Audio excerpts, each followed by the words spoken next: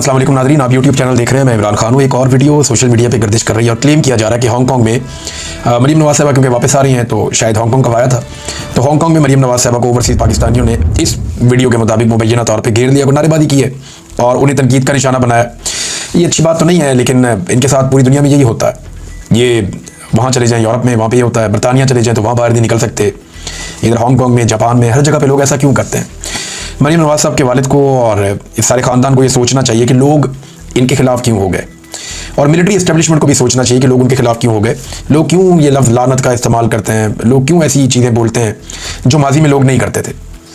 और इसका सादा जवाब यह है कि पाकिस्तान में इस्टेब्लिशमेंट ने और सियासतदानों ने मिलकर जो जुल्म और बर्बरियत का बाजार गर्म किया है, अब यहाँ तो लोगों का बस चलता नहीं है, गोलियाँ मार देते हैं, पकड़ के जेलों में डाल देते हैं। तो जिन मुल्कों में जमहूरियत है वहाँ पे लोग अपने दिल की भड़ास निकालते हैं। ये चीज़ें नामुनासिब हैं, लेकिन जो कुछ पाकिस्तान में किया जा रहा है वो उससे ज़्यादा नामुनासिब है। इस सिलसिले को रोकें ताकि नफरत की ये आग मज़ीद ना फैले। अगर आप ये सिलसिला नहीं रोकेंगे तो ये आग फैलती जाएगी। खुद ये दुनिया फिर रहे हैं, सैर सपाटे कर रहे हैं, लेकिन कोई रिपोर्ट्स के मुताबिक रिपोर्ट स्टेटमेंट की है पाकिस्तान का जो स्टेट बैंक है उसकी ये रिपोर्ट है मुबैना तौर पर। पंजाब ने जो कर्जा लिया वो 405 अरब रुपए का है और ये 38 दिनों में लिया है। अब इतना सारा कर्जा लेकर 30 बंदे लेकर ये दौरे पे चले गए जहाज़ में बैठा के, और वो भी एयरफोर्स का जहाज़, और उन 30 में से कोई 14 बंदे या 13 बंदे जो हैं वो सरकारी नौयत के हैं और बाकी फैमिलियाँ भी साथ में, यानी ज़ाती मुलाजमाएँ वो भी साथ में, मेकअप आर्टिस्ट वो भी साथ में, दामाद और बेटी वो भी साथ में, उनके बच्चे वो भी साथ में, एक और बेटी और उसकी सहेली वो भी साथ में। ये आयशा अली भुट्टो साहिबा ने ये पूरी रिपोर्ट जारी की। कितना अफसोसनाक है। वो जो 7 वजीर शदीर के हैं उनके बच्चे भी साथ में। तो यहाँ पे तो लटरम पटरम सारे ही जा रहे हैं। पाकिस्तान का कर्जा बढ़ता जा रहा है और इनकी अयाशियाँ बढ़ती जा रही हैं। ये रिपोर्टें अगर आप देखें तो इनके मुताबिक तो आपको यही समझ आती है। पंजाब ने 38 दिनों में 405 अरब का कर्जा लिया है। खैबर पख्तूनख्वा 21 अरब का कर्जा लिया। कितना फ़र्क है देखें आप। सिंध 16 अरब और बलूचिस्तान 13 अरब का। और हालात इनके ये हैं, इनकी अयाशियाँ ख़त्म नहीं हो रही और कर्ज़ों के ऊपर ये अपनी हुकूमतें चला रहे हैं। इसमें एक और चीज़ मैं आपके सामने रख देता हूँ। जापान में इन्होंने दौरा तो किया, बड़ा सरबराही मुमलिकत वाला दौरा किया। वो जहाज़ इस्तेमाल किया जो वज़ीर आज़म इस्तेमाल करता है, वो प्रोटोकॉल इस्तेमाल किया जो वज़ीर आज़म करता है, लेकिन इज़्ज़त इनको वज़ीर आला वाली भी नहीं मिली, स्टेट गेस्ट वाली इज़्ज़त भी नहीं मिली जापान में। ये प्राइवेटली घूमते रहे इधर उधर, फिर पुलिस को बुलाया तो पुलिस ने इनको और ज़्यादा महदूद कर दिया। और पाकिस्तान का टोटल कारनामा क्या है जो जापान में एक्सपो लगी है, जिसको देखने के लिए ये लाहौर लश्कर के साथ गए थे सारे एंजॉय करने। टोटल कारनामा पाकिस्तान का ये है वहाँ पे कि नमक का एक स्टॉल था पाकिस्तान का बस, जिस पे करोड़ों रुपए इन्होंने लगाया हुआ। एक स्टॉल नमक का पाकिस्तान ने लगाया कि नमक से बनी हुई चीज़ें। यहाँ पे खेवड़ा की कौन है ना, दुनिया की बड़ी कानों में से एक सबसे बड़ी, यहाँ खेवड़ा के अंदर नमक निकलता है। तो यहाँ पिंक सॉल्ट निकलता है, पूरी दुनिया में ये हिमालयन सॉल्ट के नाम से बेचा जाता है। आप कहीं भी यूरोप में चले जाएँ, अमेरिका में, बरतानिया में, आपको पिंक सॉल्ट मिलता है, ये पाकिस्तान का है, खेवड़ा से ये निकलता है। तो इससे बहुत सारी आइटम भी बनती हैं, लैंप्स बनते हैं, दीगर चीज़ें बनती हैं, फनपारे बन जाते हैं, ईंटें बनती हैं इनसे, तो बड़ी खूबसूरत चीज़ें इससे बनाई जाती हैं। वो जो नमक है ना उसका एक स्टॉल पाकिस्तान ने लगाया हुआ था बस जापान में, और कुछ भी नहीं। ये इनकी वहाँ पे टोटल कारकर्दगी थी। अब इस वक्त पाकिस्तान में सूरत हाल क्या है, मैं 2 चीज़ें आपके सामने रखूँगा। एक तो आटा पाकिस्तान में मज़ीद महंगा हो गया। मुझे खबरें नहीं करनी पड़ती थी, ना मुझे आदत है खबरें करने की, लेकिन मेरे बहुत सारे दोस्त जो करते थे वो करना छोड़ गए, तो मजबूरन मुझे ये खबर देनी पड़ती है। जब वो ये काम दोबारा शुरू कर देंगे तो मैं ये काम छोड़ दूंगा। वो कह रहे हैं जी मुल्क भर में आटा मज़ीद महंगा हो गया। 20 किलो के थैले की कीमत में 217 रुपये तक का इजाफा हो गया, यानी आप ये समझ लें लगभग 11 रुपये किलो आटा मज़ीद बढ़ गया है, और ये गुज़िश्ता चंद दिनों के अंदर हुआ है। और आटे की कीमत में एक बहुत बड़ा इजाफा हुआ, और इसकी एक और वजह यह कि गंदम की कीमत में भी इजाफा हुआ है। गंदम की जो फी मन कीमत है वो 2200 रुपये से बढ़ के 2800 रुपये हो गई है। ये पाकिस्तान की मीडिया ने इसको रिपोर्ट भी किया है। यानी 20 किलो का आटे का थैला जो इमरान खान के दौर में 1100 रुपये का था, बड़ा रोला पड़ा हुआ था, अभी ये और महंगा हो गया है। और अभी जो इसकी कीमत में इजाफा हुआ वो 217 रुपये का हुआ है, जबकि गंदम का रेट भी बढ़ गया है। जब किसान गंदम बेच रहा था ना, जब गंदम किसान के पास पड़ी हुई थी, तब इस हुकूमत ने किसान से बदला लिया कि हमें वोट क्यों नहीं डालता। तो किसान से बदला लेते हुए हुकूमत ने गंदम जो किसान को पड़ती थी 3000 रुपये में, उसकी कीमत कम करके 2200 रुपये कर दी। बेचारे किसान ने अपना नुकसान के अंदर गंदम बेची, 2200 रुपये मन के हिसाब से गंदम किसान ने बेची हुई है। और अब वो कीमत बढ़ा, बल्कि किसान को तो 2000 मिला कई जगह पे, अब वो कीमत बढ़ा के 2800 रुपये तक पहुंचा दी गई है, ताकि वो जो मिडल मैन है या जो माफिया है जिसने किसान से फ़ायदा उठाया और सस्ती गंदम खरीदी हुकूमत की हरदर्मी की वजह से, अब वो फ़ायदा उठा रहा है। और उसको जो फ़ायदा दिया गया वो 50% का फ़ायदा दे दिया गया। यानी अगर किसी ने 1 करोड़ की गंदम खरीदी है तो अब उसके ऊपर वो बड़े आराम से 40 लाख 50 लाख रुपये बना सकता है। ये पाकिस्तान के साथ ये कर रहे हैं, किसान को तबाह किया, बर्बाद किया। यही गंदम की कीमत जो है वो अगर चंद माह पहले होती, अप्रैल मई जून में होती, तो किसान पैसे कमा लेता, लेकिन तब ऐसा नहीं किया गया। तब गंदम को सस्ता सस्ता सस्ता किया गया। जब किसान की पसली टूट गई, उसका बेड़ा गर्क हो गया, तो उसके बाद अब गंदम की कीमत बढ़ा दी गई, ताकि जो मिडल मैन है या जो माफिया है या जो मिलों के मालिकान हैं जिन्होंने गंदम इकट्ठी कर दी थी, अब वो इसमें से पैसा बनाया और पैसा बन रहा है। पाकिस्तान के किसान को मार क्यों पड़ती है? पाकिस्तान में ना माफियाज बैठे हुए हैं और वो माफियाज पाकिस्तान के किसान को मारते हैं। मिसाल के तौर पे दो बड़ी अहम खादें हैं, हम जायजा ले लेते हैं इंडिया और पाकिस्तान में इन खादों की कीमत का, कि इंडिया में ये खाद कितने की मिलती है और पाकिस्तान में ये खाद कितने की मिलती है। देखिए ना बीच में एक लकीर है ऐसे करके, उस लकीर के उस तरफ भी किसान रहते हैं, लकीर के इस तरफ भी किसान रहते हैं। उधर वाला किसान कितने में खरीदता है यूरिया और डीएपी, और इधर वाला किसान कितने में खरीदता है यूरिया और डीएपी। जरा ये कीमतों का मुवाजना करते हैं। एक बड़ी इंपॉर्टेंट खाद है डीएपी। डीएपी खाद जो है वो तमाम किसान जानते हैं कि ये क्या है और उन सब ने अपनी अपनी फसलों में ये डालनी होती है। पाकिस्तान में इस वक्त इसकी जो एवरेज कीमत है वो 13,800 रुपये है। 50 किलो की एक बोरी होती है, 50 किलोग्राम की 13,800 रुपये पाकिस्तानी, ये डीएपी की कीमत है पाकिस्तान में। अगर भारतीय रुपयों में इसको कन्वर्ट करें, भारत का पैसा पाकिस्तान के मुकाबले में ताकतवर है, तो भारतीय रुपयों में अगर आप इसको कन्वर्ट करें तो इसकी कीमत बनती है 4,275 रुपये भारतीय रुपयों में। अब भारत में ये कितने की मिल रही है डीएपी? भारत में डीएपी की कीमत भारत ने लगाई है 1,350 रुपये। हमारे यहाँ पे 13,800 रुपये, भारत में है 1,350 रुपये। और अगर उसे आप पाकिस्तानी कीमत में कन्वर्ट करें तो ये 4,358 रुपये है, अगर पाकिस्तानी पैसों में आप कन्वर्ट करें तो। यानी 3 गुना से भी ज्यादा महंगी है पाकिस्तान में डीएपी। जितने की डीएपी भारत अपने किसानों को बेच रहा है, उससे 3 गुना से ज्यादा कीमत में पाकिस्तान में किसान वही वाली डीएपी खरीद रहा है। यानी जो खाद भारत का किसान 100 रुपए में लेता है, पाकिस्तान का किसान वही खाद 350 रुपए में लेता है। कितना बड़ा फर्क है। तो फिर बेचारा किसान जाएगा कहां पे? मार ही खाएगा ना। अब भारत के अंदर यूरिया की कीमत क्या है? यूरिया की जो बोरी है 45 केजी वाली, 46 केजी वाली, इसका ये रेट होता है, इसका वजन ये होता है। तो भारत में ये मिल रही है 266 रुपए 50 पैसे की एवरेज प्राइस है। 266, 267, जो सबसे अच्छी है 268, ये इतने रुपए की भारत में मिल रही है एक बोरी यूरिया की। और पाकिस्तान में यही बोरी जो है वो पाकिस्तानी रुपयों में अगर आप देखें तो वो मिल रही है 5,000 रुपए की। कहाँ 266, 267 रुपए, और कहाँ पे 5,000 रुपए एवरेज पाकिस्तान में यूरिया की बोरी मिल रही है। अब आप कहेंगे कि पाकिस्तान का पैसा जो है वो सस्ता है, तो वो भी कर देते हैं। जो भारत में मिल रही है ना 266 रुपए की, तो पाकिस्तान में भारतीय पैसों में अगर आप देखें तो 860 रुपए की मिल रही है। यानी यहां पे भी लगभग 3 से 4 गुना का फर्क है। भारत जो यूरिया अपने किसानों को 100 रुपए में दे रहा है, पाकिस्तान को तकरीबन 400 रुपए में दे रहा है। यह है जनाब पाकिस्तान और भारत के अंदर फर्क खादों की कीमत का, और इसकी वजह से पाकिस्तान का किसान मार खाता है और पाकिस्तान की हुकूमत जो है माफिया यहां पैसा बना रहा है। फौजी फर्टिलाइजर एक बहुत बड़ी कंपनी है, सारे उसके नीचे आते हैं, बाकी धड़ाधड़ पैसा बन रहा है, धड़ाधड़ पैसा कमा रहे हैं। हालांकि पाकिस्तान जो है वो भारत पाकिस्तान से कुछ चीज़ों में आगे तो नहीं है, टेक्नोलॉजी में आगे तो नहीं है, वो बहुत सारी चीज़ें बाहर से इंपोर्ट करता है, लेकिन वो अपने किसानों को सस्ती खाद दे रहा है ताकि वहां पे कीमतें चीज़ों की कम रहे। पाकिस्तान कहता है किसान को खाद हमने महंगी देनी, बिजली हमने महंगी देनी, डीजल हमने महंगा देना, तमाम स्प्रे अद्वियात हर चीज़ हमने किसान को महंगी देनी, लेकिन हमने किसान से फसल सस्ती लेनी है। और इसकी एक बड़ी वजह यह भी है कि किसान खड़े भी नहीं होते। एक दफा खड़े होकर इनके बाजू को झटका देना और इनकी तसल्ली करवाएं एस्टेब्लिशमेंट की, इंसान बनो यार, हमें मुल्क के मालिक, हमारा बेड़ा गर्क कर दिया तुमने पकड़ के, हर चीज के तुमने ही कमानी है। तो ये पाकिस्तान के किसानों को भी खड़ा होना पड़ेगा जैसे भारत के किसान खड़े हो जाते हैं। अब मिलिट्री एस्टेब्लिशमेंट के हवाले से बड़ी इंटरेस्टिंग खबर है, मैं पढ़ के सुनाता हूँ, मुझे तो बड़ा मजा आया खबर सुनने के बाद। नाज़रीन, ये खबर है जनरल नदीम अंजुम के बारे में।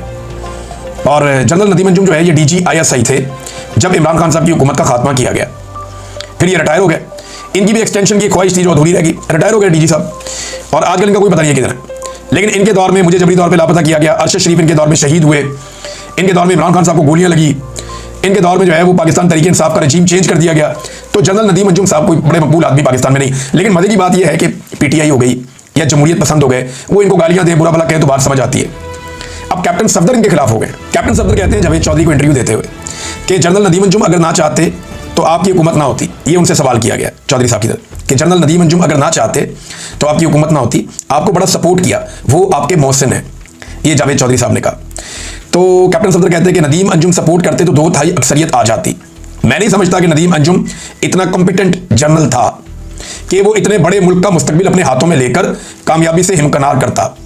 यानी ये इलेक्शन जो 2024 का हुआ तब भी नदीम अंजुम वाज DGISI, पूरा इलेक्शन चोरी हुआ, तो अब भी नून लीग उनको भी गालियां दे रही है। जनरल बाजवा को तो ये गालियां दे ही रहे थे, अब ये जनरल नदीम अंजुम को गालियां दे रहे हैं।